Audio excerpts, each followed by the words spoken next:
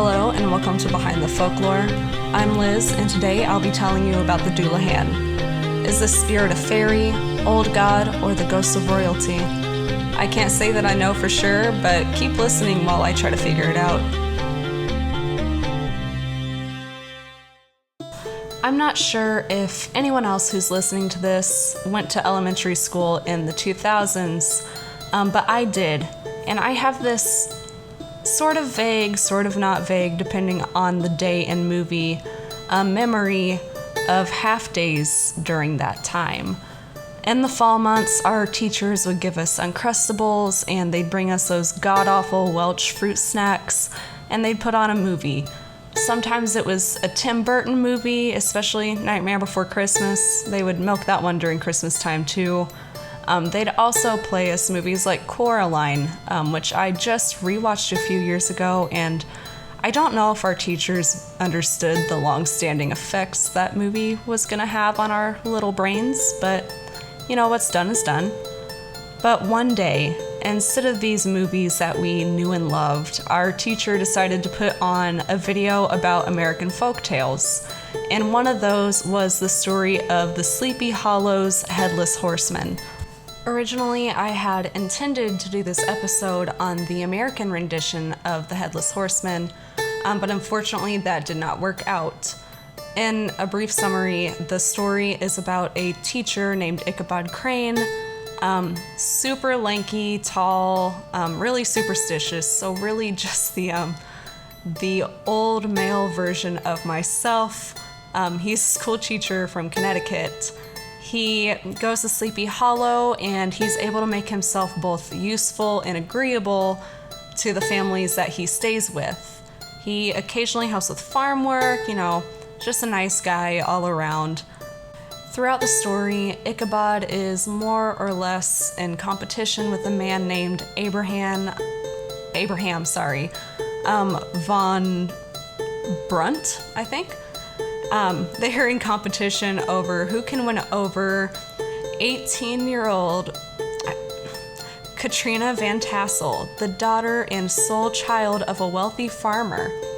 It's, more of a slap in the face if Ichabod were to win, because he is what they refer to as a Yankee. It all comes to a head when Crane attends a party at the Van Tassel homestead. He dances, he has a good old time, and then he listens to some ghost stories, which wasn't out of character for him. He used to hang out with the older women in town just to listen to ghost stories. After the party, Crane attempts to rob the cradle, and I assume rob the Van Tassel bank account by asking Katrina to marry him, but she turns him down. So after the party, he's heading home on his horse named Gunpowder, all sad, through the woods between the farm and the town of Sleepy Hollow. While he's riding home, he notices another rider next to him, and after, some closer inspection, he realizes that they don't have a head on their shoulders, and they're actually carrying it next to themselves, I don't know if it's a head. Sometimes I see it as a pumpkin, as a jack-o'-lantern, but long story short, he runs into the Headless Horseman, and some shit happens, and the next day they find Gunpowder, the townspeople find Gunpowder eating grass near his owner's gate, and Ichabod is just gone, leaving Katrina to marry Abraham, and we assume that, Ichabod's dead or something. Some stories show that it wasn't actually the Headless Horseman, but it was actually Abraham in disguise. So now that I have finished reading the summary of the Sleepy Hollow story from Wikipedia, you can probably see why I personally forgot about the story. For me, nothing just drew me in, so it was easily just out of my mind, out of my little 7-year-old mind. But whenever I was talking to my dad, trying to get ideas of what to do for, the next episode, because, oh no, I'm already getting writer's block, he mentioned that as a kid, that story really freaked him out. So I thought, hey, why not look into the American version of the Headless Horseman. And sadly, I did not find much. From what I could tell, it just seemed that Washington Irving wanted to, kind of cultivate American ghost stories and American folklore. But in doing so, it just kind of feels like he borrowed from other European stories.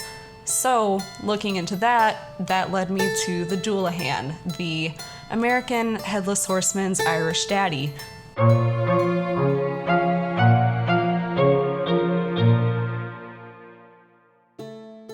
So the Dullahan, like I just said, originates from Ireland, but particularly the counties of Sligo and Down, which is where it's said to be the most active. According to tradition, it's a type of fae and is said to be the harbinger of death. This sounds really similar to the Banshee, also in Irish folklore, but there are some key differences other than just how they looked.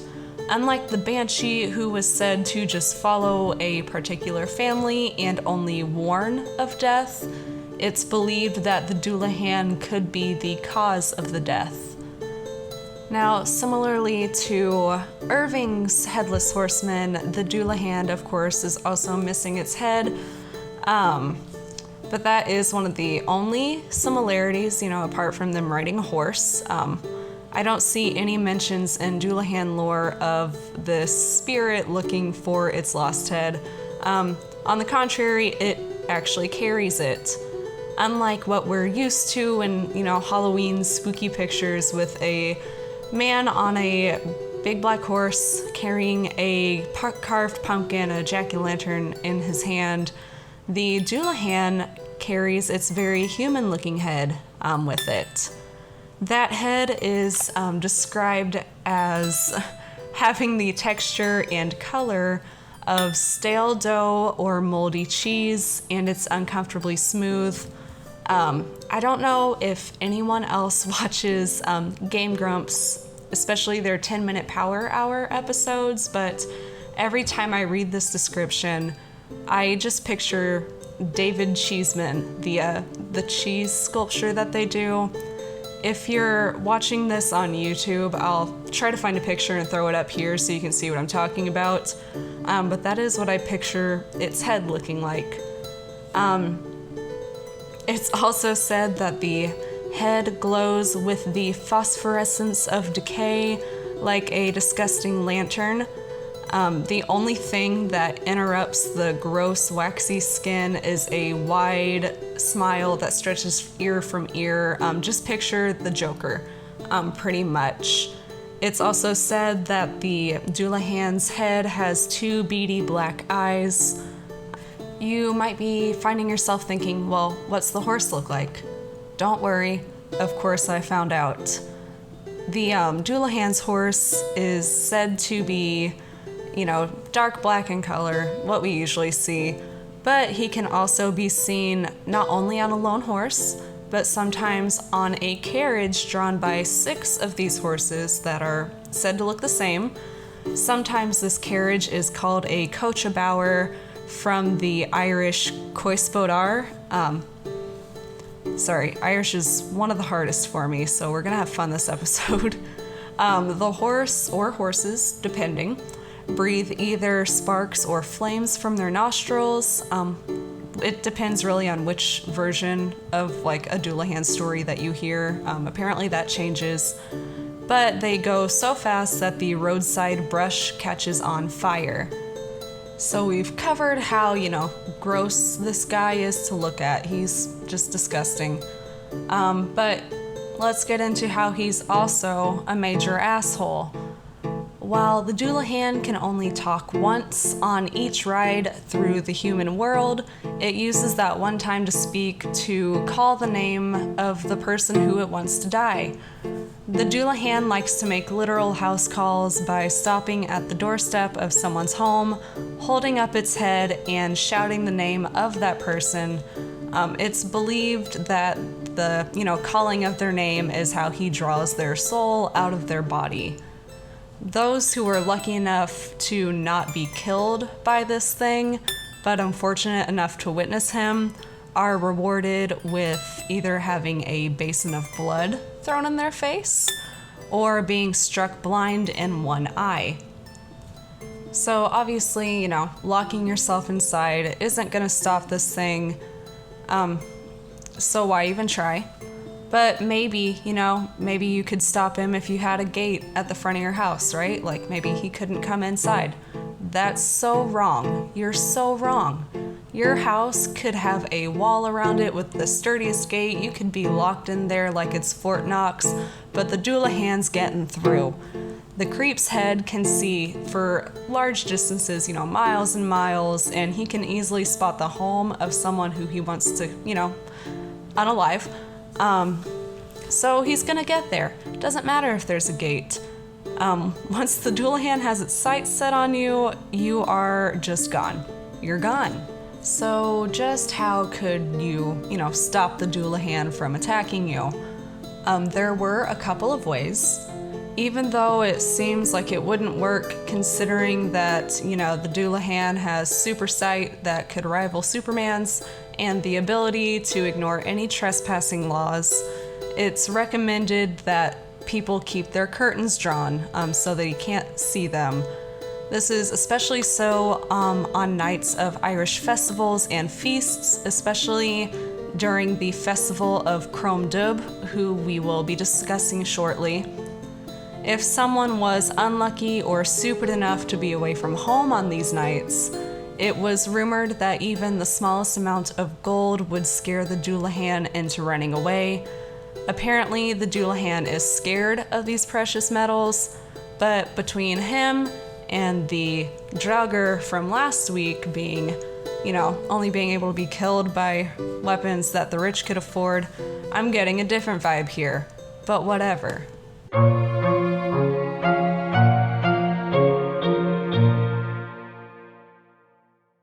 Now, why is the festival of Crom Dubh so popular with the Dullahan? That might be because some people believe that he is the embodiment of the aptly named folklore figure Crom Dubh, which was also previously known as the pre-Christian god Crom Cruach. Both names mean Black Crooked One in Irish. The alleged worship of Crom Cruach involved some extremely sensitive practices. They were a fertility god and were commonly given sacrifices of bulls in exchange for a good harvest. Some rumors also say that humans were thrown in there to sweeten the deal. Now, I don't know if this is accurate, information, or if it was some propaganda used to make the Celtic people look more uncivilized, because that was a tactic used by, Roman invaders previously. So going forward, take a lot of this information with a grain of salt. The widespread worship of Crom Cruach is believed to have been introduced by the Milesian ruler Tigernmas, who was also one of the first high kings of Ireland. He's attributed with introducing idol worship as well as gold mining and introducing a caste system to Ireland. The main god that he apparently focused on was Crom Cruach as well.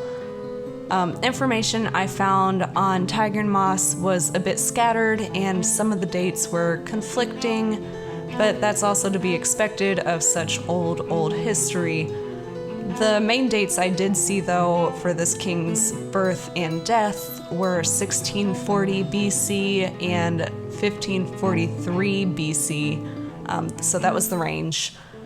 His reign lasted anywhere from 50 to 77 years, with some texts stretching that number up to 100, but that seems really unbelievable. I mean, it was barely 200 years ago that people were dying way younger than I was, and it wasn't that uncommon. During the beginning of his rule, Tigernmas nearly destroyed the Eberfin bloodline with 27 battles, so it's clear to see that, he wasn't the most benevolent king. as well as wiping out nearly the entire family. He is also credited with bringing the importance of mining gold in Ireland, like I previously said, and introducing that caste system that I had mentioned as well. Now, this caste system was based on the number of colors a person wore. So, say someone was wearing one color, that means they were at the bottom of the ladder. That was for like slaves and servants. And a color would be added, for every class up until you eventually got to the caste of royalty and educated men, and they could wear up to 6 colors. As mentioned previously, Tigran Moss was a big fan of Crom Croc. He's credited with the start of human sacrifice to the god, which again, take that with a grain of salt. We don't know if it's true or if it was, some propaganda. But if that's true, it was said that his favorite method of sacrifice was decapitation. Tigran Moss thought so highly of Crom Croc that he even built a golden idol of the god surrounded by 12 stone statues on the peak of Magslecht in County Cavan.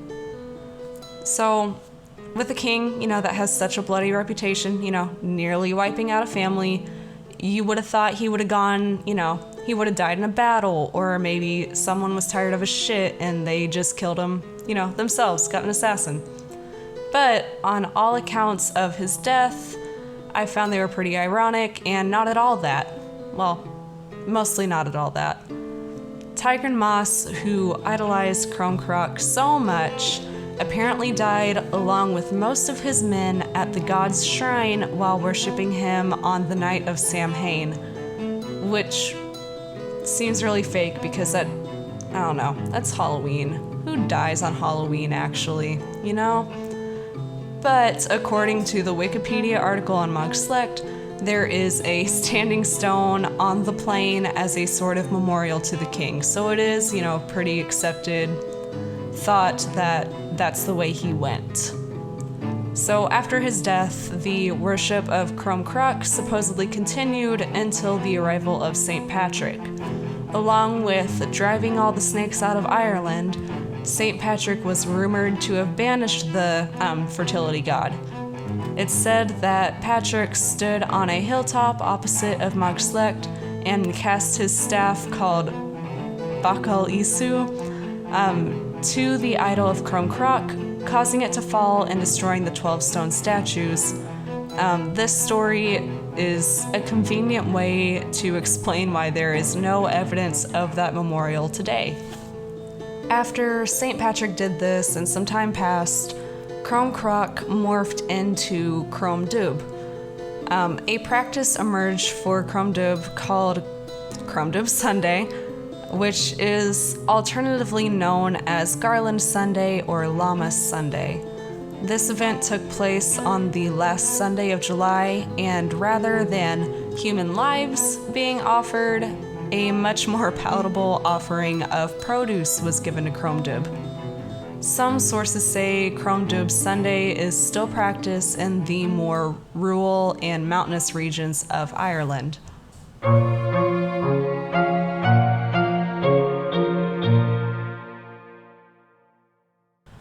So how is the Dullahan linked to Crom Croc or Crom Dubh, whichever you'd prefer?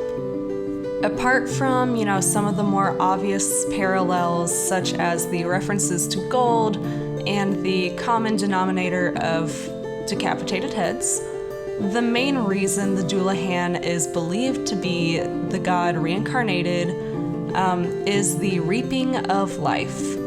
Those who believe that the Dullahan is really Crom Croc propose that the god who used to, just be showered in these disgusting sacrifices took on the form of the Headless Rider to continue to sate their appetite for human life. These reasons, I'll admit, are pretty compelling.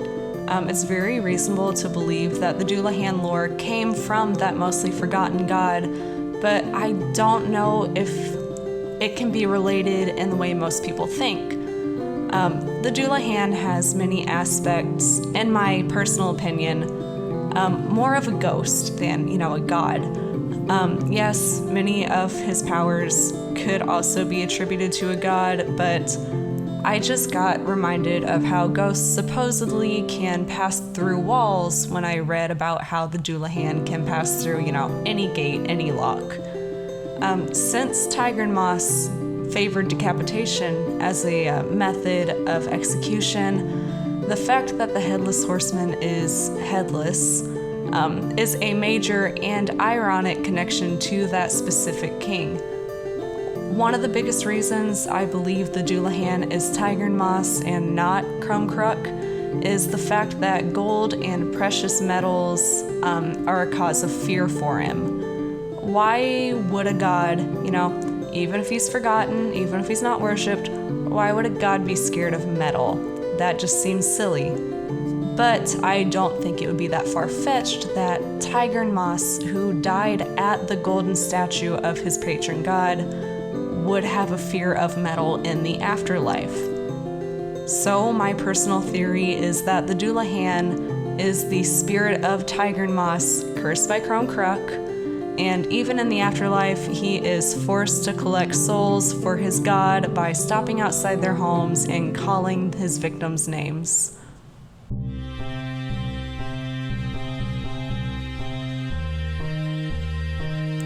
As always, thank you for listening to this episode of Behind the Folklore. Join me next time to learn about the hysteria behind the New England vampire panic and how it could have inspired Bram Stoker's Dracula. Until then, have an amazing week.